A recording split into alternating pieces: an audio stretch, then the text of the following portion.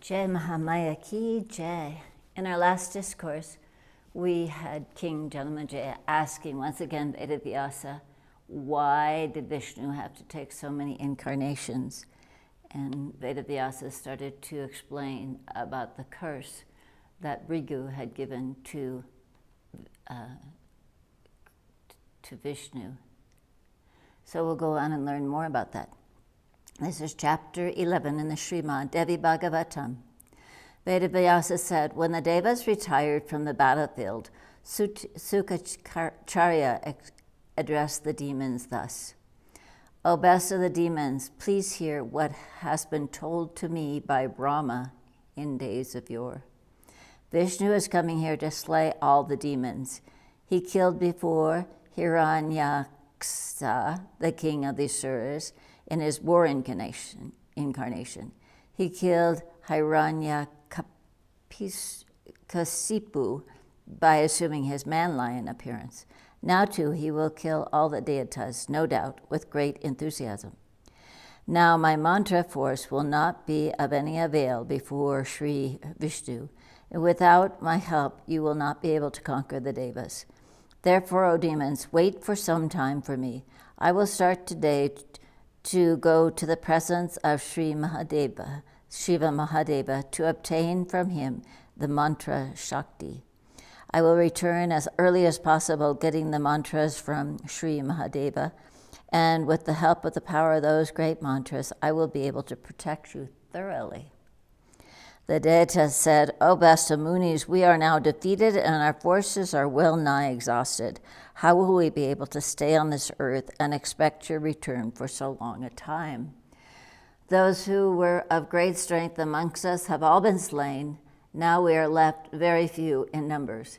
In this crisis, it is not advisable or auspicious for us to remain here in this battlefield. Sukracharya said, better you stay here until I return, getting the requisite mantra from Shiva. Remain peaceful and engaged in asceticism. The heroes apply one or other of the following 4 measures: conciliation, alliance, gifts and bribery, partitions and sowing dissension and punishment or open attack, according to the conditions of the time, place, strength, and circumstances. Intelligent and well-wishing persons do serve their enemies even in times of distress, but no sooner they find that their strength and armies have increased that they will try at once to kill all their enemies. Now therefore pretend your meekness and allegiance and adopt peace and remain in your own place until my arrival back. O demons, I will come back with the mantra from Shiva Mahadeva. I will fight again with the Devas by that venerable mantra power. O king, thus firmly making up his mind to have the mantra, Sukracharya went to Shiva Mahadeva. The Danava sent Prahlada to the Devas for conciliation. The Devas regarded Prahlada truthful and they all trusted him. Prahlada with the Asuras dressed thus the Devas with gentleness and humility. O immortals, we all have abandoned our weapons and armor. Now we desire to wear barks of tree and practice asceticism. The Devas took Prahlada's words to be true and deserted from their further fight, were freed from anxiety and felt all delighted. On the demons leaving their weapons, the gods desisted from battle, went to their respective places, and freely gave themselves up to pleasures and amusements. The demons controlled themselves and practiced asceticism in Kasyapya's hermitage, expecting the return of Sukracharya. Sukracharya went to Kailash and made respectful obeisance to the god, Shiva Mahadev. Mahadev inquired of the cause of his coming, and Sukracharya said, I asked for a mantra, O Deva.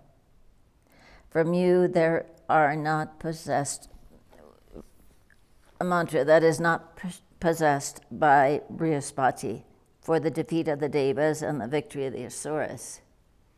On hearing his words, the all-knowing Shankara Shiva began to think about what he should do in this manner. Certainly, this is with the revengeful object of attacking the Devas for their defeat and for the victory the assurers that this Muni has come. The Devas ought to be protected by me. Thus thinking, Shankara, Lord Shiva, Shankara, Shiva advised him and gave him an entirely difficult tapasya to practice. He said for full 1,000 years she should practice tapasya with feet upwards and head downwards. He will have to inhale the smoke of burnt husk. Then he will get the mantra and his desires will be fulfilled. That would be done, thus saying to Sukracharya, practice that excellent vow, peaceful and inhaling the smoke of husk to get that mantra. The Devas came to know that Sukracharya is practicing his vow, and the demons have become arrogant. They then counseled and came to the conclusion, took up weapons and arms, and went to the demons ready to fight. The demons, seeing the Devas dressed in armor and holding weapons and coming from all sides, became very much afraid and anxious.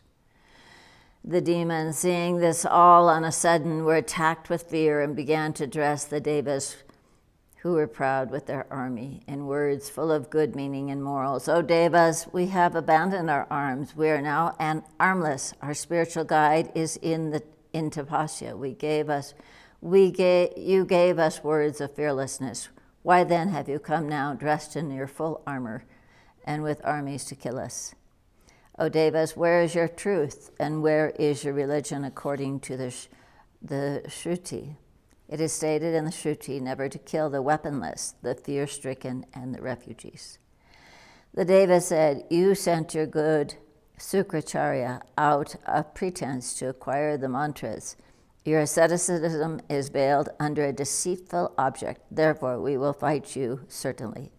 Be ready now and dress yourself with full arms and ammunitions. Lo, whenever you get any loophole in your enemies, catch hold of it and kill your enemy. This is the eternal religion. On thus hearing the reply from the Devas, the demons, after consideration, quitted that place and fled away with terror. And they took refuge under Sukracharya's mother. She saw the demons very much fear-stricken and at once guaranteed to them protection from fear. The mother of Sukracharya said, don't fear, don't fear. Cast away fear. O demons, in my presence, no fear can overtake you.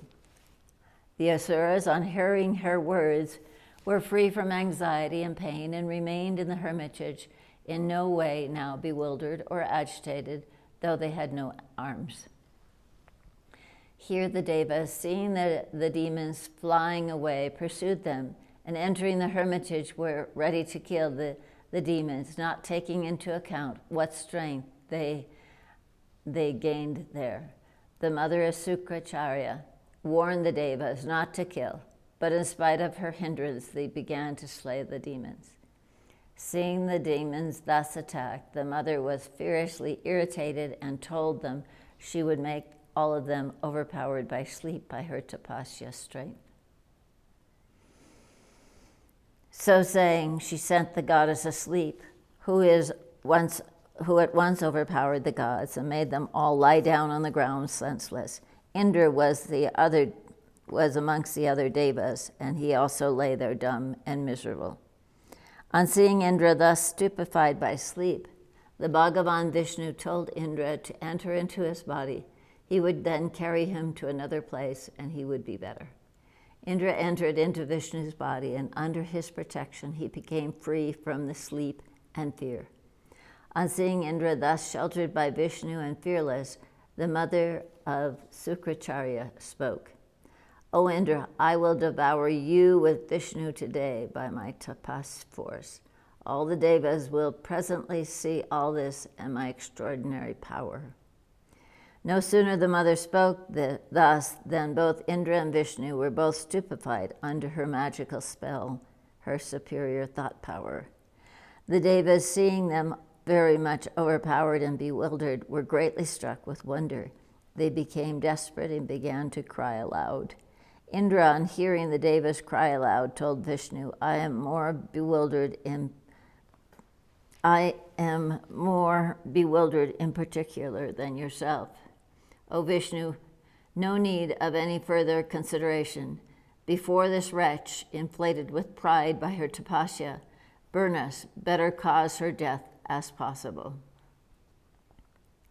When thus requested by Indra, who was very much perplexed, Bhagavan Vishnu quickly remembered his Sudarsana disc, casting aside the thought that it was hateful to kill a woman. The disc, the ever-obedient weapon of Vishnu, appeared instantly at his remembrance, and Vishnu, becoming angry as prompted by Indra, held the disc in his hand, and hurling it off on the Sukra's mother, severed off her head quickly. The god Indra became very glad at this. The Devas became free from sorrow, got very much pleased, and heartily exclaimed victory to Vishnu and worshipped him, and began to chant his praises. Indra and Vishnu then became free from all troubles, but they then began to fear that Bhrigu, Sukracharya's father, would curse them terribly and without fail. Here ends the 11th chapter in the 4th book of the Srimad Devi Bhagavatam, the Mahapurana, 18,000 verses by Maharishi Vedavyasa on Sukracharya going to Mahadev to get the sacred mantra. Jai Mahamaya ki jai, Bole Baba ki jai, Harithandeshwari Mata ki jai.